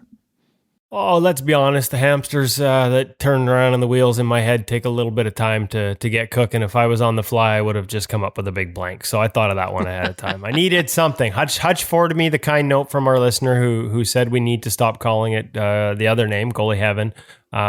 So yeah, I had a little think on it, and I came up with Utopia because it really is the perfect place if you're a goaltender. Goalie Utopia. Utopian goaltending. What about the smack rap? That got my attention when you guys. I wasn't sure what was going on because I was doing a couple of things and then I heard smack rap. I'm like, did things just get out of hand? I'm glad they're wearing masks right now if they're hitting each other. Yeah, wait till next week. Where there may have been things thrown at Cam's mask next week as well, because we're going to stick on the mask theme. But you know what? To be honest with you, we sort of stumped Cam. He wasn't 100% on it. So I felt like we needed to go back to the old days of Who Needs to Be a Millionaire and give him a lifeline, because that's what you come to us for. That's what you go to him for. Cam, on the spot, couldn't pull it out. If you gave him a minute, he would have been able to double check it. But we're going to bail him out here. We're going to let him do a lifeline, and we're going to call up Spencer Freer from Bauer Goaltending and get the real answer on what smack rap, beyond just being a great sounding word. Like, I feel like, finding my younger brother and giving him an absolute shot just hearing smack rap. We're going to find out what it's real all about and how it can protect you as a goaltender. Let's give him a call. So there it is, Spencer Freer, brand manager for goalie at Bauer Hockey. You are the lifeline for Cam Matwiv at the hockey shop. He didn't completely punt on smack rap, but he wasn't 100% sure on all the details. Beyond just loving the sound of that name, we wanted to reach out to an expert so that it was nothing left unturned. Can you walk us through what smack rap is and how it keeps goalies safer? Yeah, absolutely. So basically, smack wrap is a fine layered dampening system. So it's actually a technology that gets used in skis or in tennis rackets. It basically kills vibration. So when a puck makes contact with a mask, you want to be able to deaden vibration as much as possible to take the impact off the goalie's head. So we layer smack wrap in between the composite and the fiberglass of the shell, and then that way it actually kills all the vibration. Okay, so we've been talking, and Cam talked a lot about the foams that are inside this mask to try and protect your head. This is actually dampening technology built into the shell itself. Correct, exactly. And then we have Poron and other foams like that in the actual liner of the mask, but the smack wrap is built into the shell. Perfect, and that's a feature in the new 960 mask. Spencer, thank you so much for filling in the little gap. Cam doesn't leave a lot of gaps. No problem. Including through doorways as we try and fit his head through there after we've pumped his tires so much. But he left a little sliver of a gap here, and we wanted to reach out for an expert. So this is us doing that. This is your appearance in the InGoal Radio podcast through the old Who Wants to Be a Millionaire Lifeline. Thank you very much for doing this, and we'll catch up soon with some more updates from Bauer Goalie and all the great innovations you've got going on there. All right, thanks so much. Well done. Nice job, Spencer and Woody. Smack rap and the 960 and Bauer's kind of gone back to their roots a little bit, but really evolved with the foam and now smack rap. It's nice to see because there was a time about 5 years ago where I thought, are goalie masks going to really change, like the shape, the design, everything? I like this traditional look, Hutch, but with the technology added in. It's one of the things I've said before. I love the most about gear. When we started doing this 10, 11 years ago, I remember looking at probably the Reebok P4 at the time and said to myself, really, is there anything more they can do? I mean, they've really refined this gear so much since the day I was wearing the old brown leather Coopers. We must be pretty much near the end. And then incrementally, year after year, innovation after innovation. And there's always more. So I find it absolutely fascinating. And Bauer with these helmets has taken another big step. And it's just really exciting to see where we're going. Woody, I saw something the other day. It was a Doug Sotart ad from 1979 or 80, Winnipeg Jets uniform. And Hutch, I'm going to just bring you in G95 pads. and GP. GP21 blocker and 20 trapper. So it was awesome. And I thought Woody wouldn't have any clue what he was looking at. I was just going to say, how old are you guys? They're in my office, so Woody's seen them. Yeah, I've got the 95 pads. I've got I think they were the GM12 blocker and GM21, was it? GM21? Okay. Yeah, something like that. Anyway, I remember getting them, and it's because Ken Dryden had them that I desperately wanted to have them. So, yeah, fun to go down memory lane there, isn't it? And we've got some traditional looks, and we've got some technology that's influencing things, and you can talk about that in the teaching of the goaltending area as well. And when you look at just sourcing out information, this podcast is so great at it because you guys are tied in. Niklas Rubin from Frölunda. Hutch, you teed it up earlier, but as we throw to this second interview in this episode, why you wanted to get in touch with Rubin, and then we'll let the interview tell the story. Yeah, Niklas Rubin, who's dressed head to toe in Bauer, so a nice little tie-in as well in this episode of many tie-ins. I was fascinated by how he might be tied by rubber bands to the net to improve his goaltending. I must admit, when I saw a headline saying it was about making him stand up more, I was kind of shocked, and I wanted to see what coach would be doing this. And it turns out that it was something quite a bit different, and it ties in more to the Adam Francilio type of work of maintaining the correct posture on ice.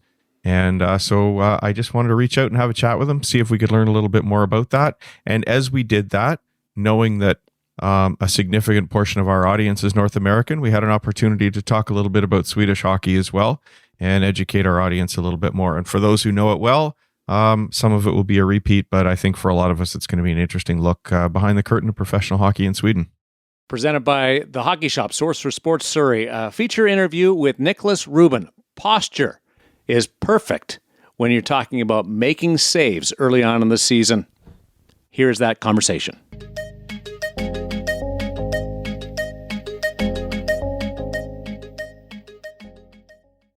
We are with Niklas Rubin, and he is a goaltender in the Swedish Hockey League, the top professional league in Sweden. And we happened to stumble upon an article in a Swedish newspaper. Thanks to Google Translate, we were able to read it. And it looked like Niklas was off to a fantastic start to his season in the top league. And also had some unique training going on this summer that maybe helped him out a little bit. So we thought it'd be fun for all our listeners, Niklas, to hear from you. So welcome. Thank you for joining us. Thanks for having me. Quite the start to your season. From what I see, 4 games, 3 shutouts, a 0.76 goals against average, a 962 save percentage. That's a great way to start your year. Yeah, I couldn't ask for a better start. So it's fun when you can get this start and get the confidence going, and it helps a lot.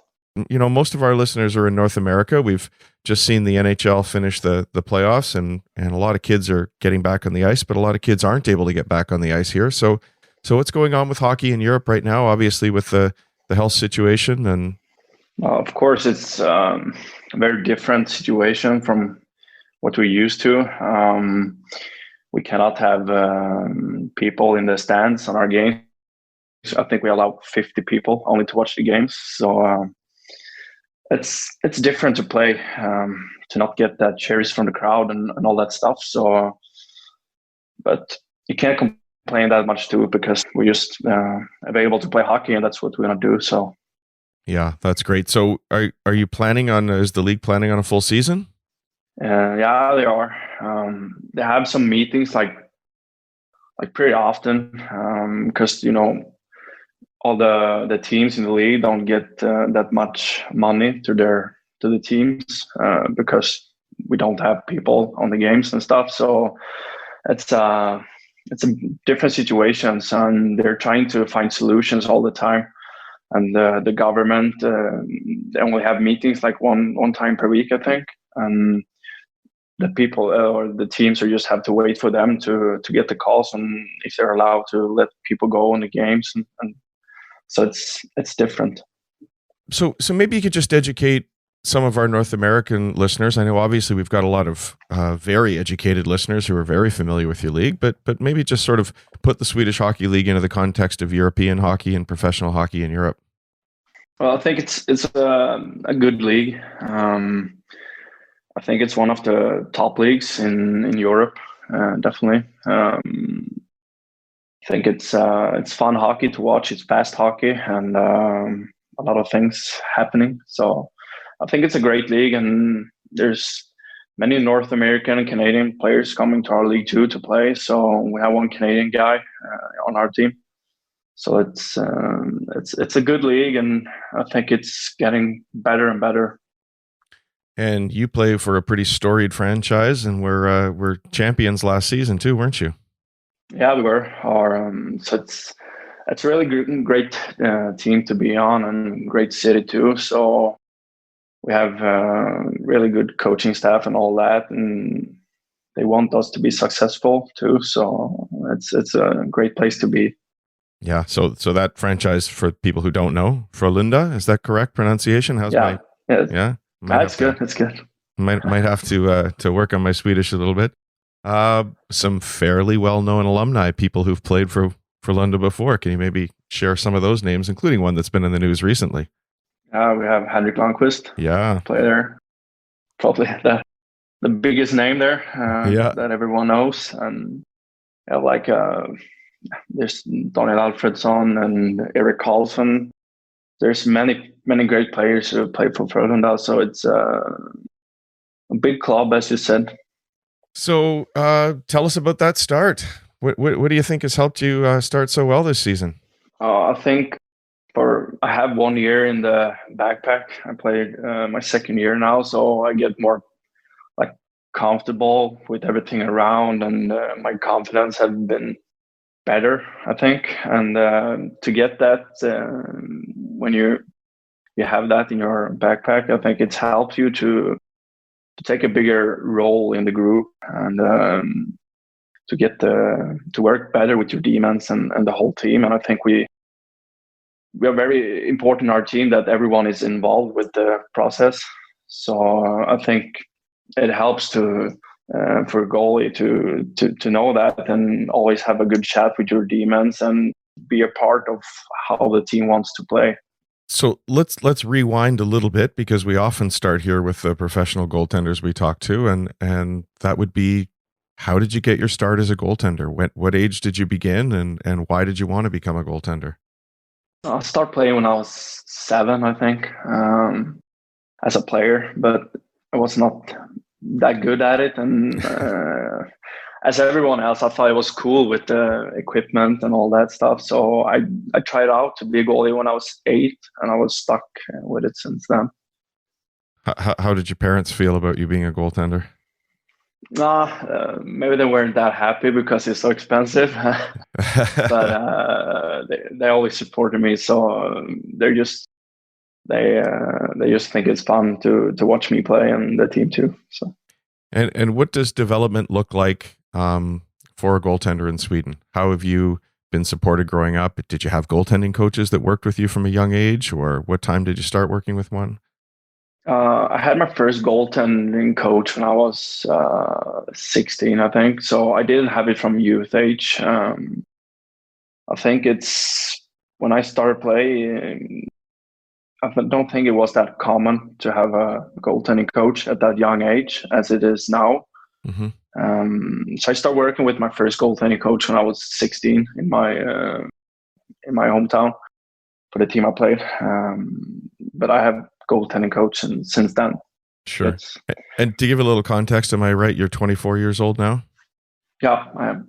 Yeah, so I think there was probably a North American perception that you're receiving goaltending coaching a little bit younger than that. I think we look at the Swedish model as a really impressive one, and so to hear that you're not getting coaching until 16, I think is probably going to be a little surprising to some people. How did you manage through those years? Do you think do you think it hurt you at all? Do you think it maybe gave you an advantage because you had to sort of learn to manage the position on your own? What was that like? I think both. I think it was really good for me to learn myself as how I want to play, how I want to look out there and all that. And obviously I looked a lot to Hank because he was the best goalie in Sweden, and you try to not play like him, but you steal all those small details from good goalies. So, and I think it's maybe when you're young, I think maybe you need to find that who you are out there and what you're good at, and maybe what you need to be better at too. So I think actually it was good for me to get it at later. If somebody watched you, what would you say is a strength to your game? What makes you the goaltender you are? I think I'm pretty good to read the game, good reflex, and move my feet good. I think I'm pretty quick side to side. What are the keys to learning to read the game? I think is to be patient. I think you have to. I don't know, but you have to like read the game. For that, you need to have that patience on the ice to like try to read the players, what they're doing, and let them do the first move, and always have a wide look on what's going on around you, I think. And I think we see the European game is requiring that even more, just with the bigger ice and more patient players. I think that too. Like here, I think it's the players have more options here because the ice is bigger. And it's not like the American Canadian hockey that it's more like crushing the net all the time. So it's a big difference, I think. If you're talking to a younger goaltender, if you had the opportunity to go out and work with somebody a little bit younger, what would you be having them do in practice to try and understand the game a bit better? Do you have any thoughts on how they can work that into their practice time and learn to read a bit more? I think it's always important for me, it has been, but to compete every day and every practice. You have to compete and do your best. I think that's the number one key to every goaltender out there who's younger, and not get lazy. I think that's one big key, and have fun too. Like it doesn't always have to be perfect out there. I think that's what that made me successful, is to always compete and try to have fun, and don't always have to look super good. So, something that might have come from not having coaching from a young age. Yeah, probably. Yeah. So who are some of the coaches that you've worked with that have been influential since you were 16? Well, I have quite a few coaches that have been really good for me and my game. My first goaltending coach I had, obviously he's been meaning a lot to me, and we still have contact today and talk over phone and all that. So he's been really a big key for my career, I think. And my first goaltending coach when I started playing pro here in Sweden, Mikael Sandberg, is an old goalie too.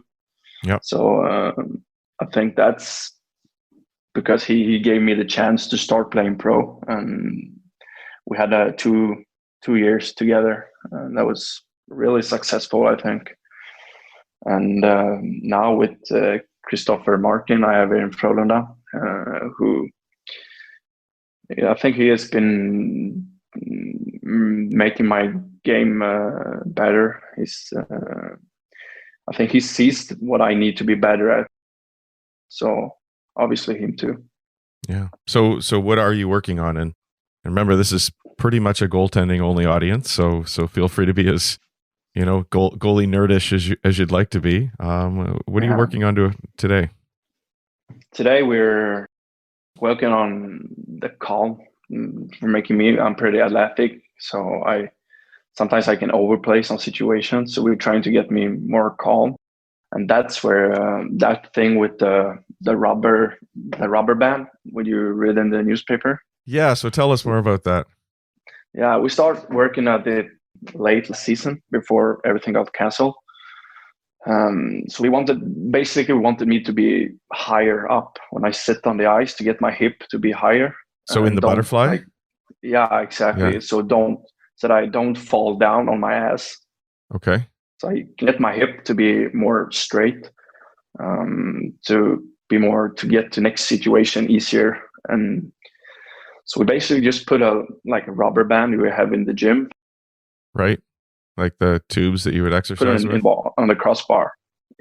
Yeah, so we put that on the crossbar, and then we put it on my chest, Okay. and that made me have to stabilize my core and hip. Now, are you using that just as you're doing some crease movement patterns, or are you? At first, we were just starting it. No, we were just starting with me going down on the ice to find that balance. Okay. So that I don't, because if you are too forward, you're gonna just slide backward, and if you're too low, it doesn't help. So you have to find that balance, and then you just start to move with that on you to get your core up or hip up. So it was special. It was really weird feeling in the beginning. I'll bet. But yeah, and then we did some shooting drills with it on, and then we took it off to after 30 minutes with it on to see the difference. And then we did that for basically the whole summer. We were on the ice 2 times per week, so we did it for 3 months. I think it's been really successful. It helped me a lot to basically look bigger in the net. So I think that's. I assume you still have a little forward angle. We're not just sort of. No, exactly. You still down, yeah. You're just dialing in where you want to be. Yeah, exactly. So the thing I had before was when I went down in my butterfly, I could have my ass almost falling down, touching your skates almost. Yeah, especially when things were happening fast on the ice, like situations where you a lot of things going on around you. So we just really put a lot of effort in that, and I think it's, like I said, been really successful and helped me a lot. And creates me. I think it creates more time for me out there to get to the next situation and all that.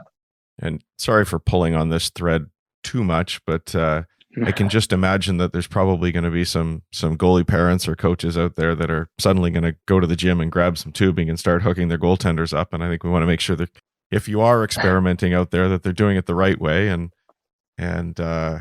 making sure that you're getting the benefit that you want from it. So it's not really restricting your movement too much. It sounds like it's more just sort of a biomechanical cue or something to let you know when you're in the right spot. Yeah, exactly. Okay. And what's a day in the life of a Swedish professional goaltender? How do you spend your day? When are you training? What's it like to be a pro? Here on our team, we have a meeting in the morning from 8 where we have breakfast, and then we have a team meeting around 9. The coaches are used to talking, asking everyone how everyone are doing and stuff, and then 9:15 we have gym session for 45 minutes, an hour. And then we have team practice after that, and then lunch, and then after lunch we have some individually skate if you need to work on something. So if you were going to work with your goaltending coach, that's when it would come in? Yeah, and we always have our goaltending coach with us on every skate, so we can use him when we want to, and he's on every game too. So And do you do some video review sessions with him as well? Yeah, we do. On every game, we always, the day after, we go through the game and watch the clips and talk it through. And on practices, we use some videos sometimes, but only when we are working together, not when we have team practice. Only when we're working together. And if there's stuff we want to look through, could be everything, basically. And as we talked earlier about learning to read the game and how important that is for you. Video part of that process? Are you pre-scouting your opponents and learning what you're about to face? Yeah, we do. Often the day before, he gave me some clips, maybe 4 or 5 clips on some players that he think is a threat. Often it's PPs or in our PK too. to see where they shoot or how they want to move the puck in or so. And how do you take that onto the ice? Are you looking for something specific? Or are you more just nice to have it in the back of my mind somewhere? How important is it for you? Before it wasn't that important, but now I think it is important because I think it helps me to recognize situation on the ice, especially in our PK, to see if they're moving the puck in special ways. Then I think it's easier for me to read what's gonna happen. So I think it's a great tool to have. Yeah, sort of give you that feeling that you've seen it before as it's coming. Yeah, exactly. So I kind of knew what's gonna happen, so I can read the situation better, I think. What's the rest of the season look like for you? What's coming up? We have a pretty tight schedule. Play 2 to 3 games per week. I don't know. Maybe the CHL hockey tournament. I don't know if it's gonna happen this year. I think they don't know themselves. If it's gonna be or not. So that's a fun tournament to play. So I hope it's. So tell us about that. It's basically a tournament we have here in Europe, Champion Hockey League. Okay. So it's like the top teams from every league here in Europe, not Russia though, but the other leagues who played like a tournament it's during the whole season, where you first have group stage and then you advance to quarterfinals, semifinals, and the finals. So that's mixed in with the regular season in your own league in terms of schedule. It is. Yeah, so we actually won that last time. So we played a Czech team in the finals. So it's a fun tournament to play, and it's fun to play other teams that plays on a whole other way, because the league here in Europe is so different on how every team plays. So right. It's fun. How does that work in terms of preparation? I can imagine for most goaltenders in professional hockey here, you have your regular season schedule, you're working game to game and who's coming next, but now you're suddenly mixing in something completely different and then back to your regular season. And how does that change your preparation and routine? Well, it is like kind of different, because you can have, like, for a normal week, you can have 2 games in your own league. Then all of a sudden you have a playoff game in between there. So that can be a little different to get from playing like a regular season game and then playoff game, and then you have regular season game again. So it's different, but like I said, it's fun. So it's easy to get in the mode for that. And when you're doing that, I mean, does your approach change for that playoff game in the middle of the season, or is it just another game? Well, I want to say it's just a normal game, but of course, I think when there's playoff time, playoff games, you have another mentally going into that game compared to just regular season game. So it is a little different to adjust to that. But like I said, I think it's when it's just playoff games, it's easier to be more ready. Sure. I mean, and I only ask that because we quite often hear, as advice for kids going into big games, to important games, that you have to take it like just any other game. Don't treat it any differently. And yet here you are as a pro facing that situation, which is a little bit different. Yeah, it is. As you said, you try to be like as cool as you always are before a game, but maybe your heart is beating a little quicker when it's something that matters more. Yeah. Do you have a routine on game day? What's a game day look like as you get ready to play? I have some preparations I always do, like between morning skate and the game. I don't do that much. Maybe I have a quick power nap and just watch TV. But before the game, I have like the same things that I always do before to get ready before, that I like to do. So I think it's like every goalie, I think they have their certain way to get ready for a game. So yeah, can you share some of those things with us?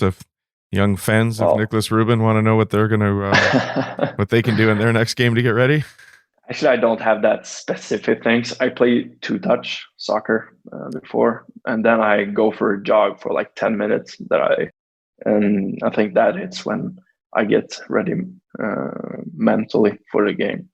I try to be as relaxed as long as I can before, so I don't get. I think it's for goalie, you don't get tired in the same way as a player. I think for us, it's more like you get tired mentally in your head during a game. Like I can feel after a game sometimes that my body is fine. I could play another game more, but my head is not ready for it. Oh, that's So interesting. I think I think I talked to my goalie coach with it too, and he said he thinks it's a common thing with goalies that because there's so much things going on the ice, and you're using your brain, I think, in a whole other way than the players do. So that's quite interesting, I think. Yeah, especially, something that over here has come up a lot this year in particular, is the idea of how many back-to-back games a professional goaltender can play. And I think Exactly. the casual fan will say that, come on, the back-to-back shouldn't be that hard. Oh, Physically, you should be able to handle that. yeah. But you think this might be playing into that. It's a different sort of fatigue. Yeah, I think, like I said, I think your body fix it absolutely, but I think it's more that your mind and your head and your brain that you're tired there. So I think. How do you deal with that? How do you recover from it? Is there something? I mean, do you work with a mental skills coach, for example, or?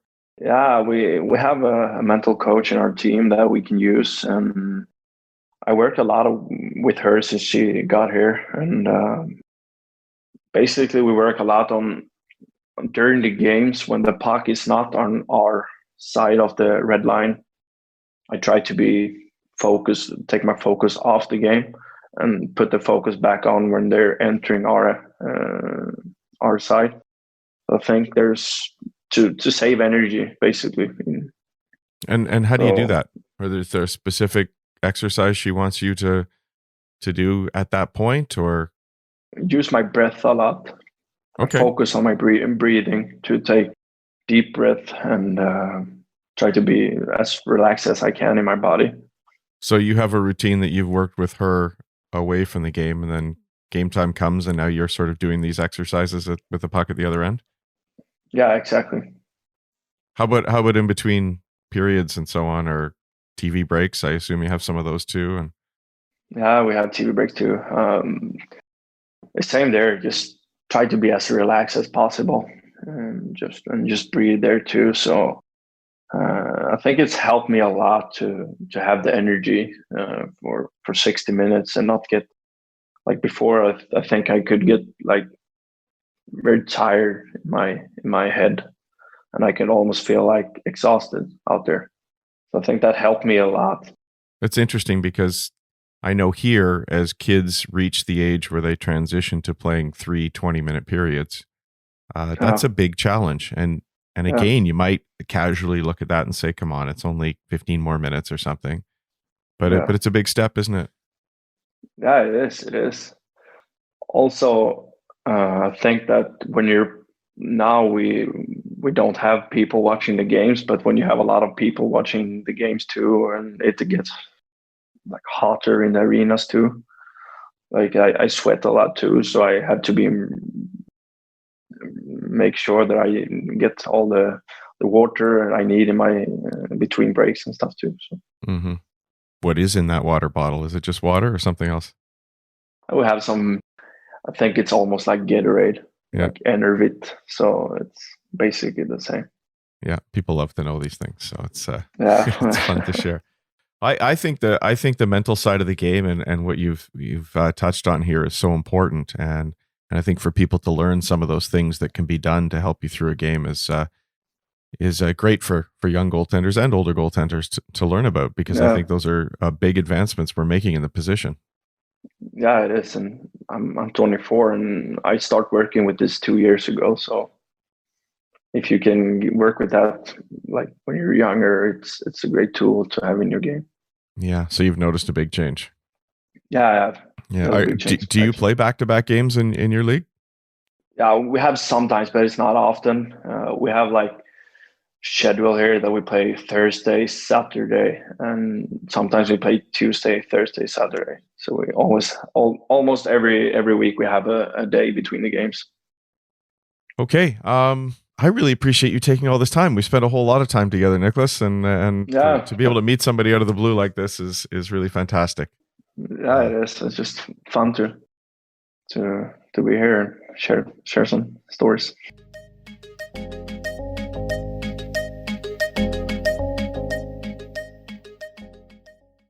See, that's cool. There's no prior relationship there. But you reach out and you talk to them and you find that common bond in goaltending, and it ends up being this really interesting conversation about, one, posture in the butterfly and not letting your hips sag. And that's something everybody can use the reminder on, to stand a little bit taller, sit a little bit taller in your butterfly, and then the breathing and everything else that goes along with goaltender. So well done, Hutch.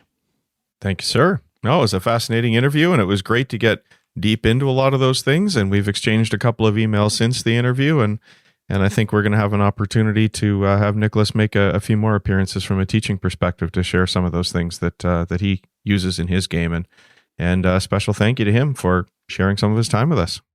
Bookending this episode with feature interviews, Niklas Rubin and Troy Grosenick on InGoal Radio, the podcast. It's been a really interesting, fascinating, wild ride the last 15 days or so in the world of goaltending. And Woody, do you think that we see a little bit more movement, or does everybody take a breather on the free agent side and just settle in? Well, I think the last move is going to be sort of making sure you have somebody lined up down the depth chart. We talked about Schneider in that number 2/3 role with Sorokin and the Islanders. We talked about Aaron Dell going to Toronto. We talked with Troy Grosenick about filling that spot in LA. There are still some names out there and still some spots in that role, as well as the number 2 spot in Anaheim, which I think we all expect to be Ryan Miller, but some of us wonder why that's taking so long. After that, yeah, I expect it to settle down for a little bit and just be us sort of going back and making sure we get interviews with each and every one of these guys so we can bring them to our audience over the next couple of months until we actually get some hockey to talk about again. A lot to catch up on in the world of goaltending with all those players changing places. The best tandem in the league continues to be, however, Woody and Hutch. Great job again. Well done. As we bring this episode to a close, thanks to everybody for listening, and thanks to Troy Grosenick, Niklas Rubin, as well as Source for Sports Surrey, the Hockey Shop, thehockeyshop.com. This is InGoal Radio, the podcast. We'll chat with you again next week.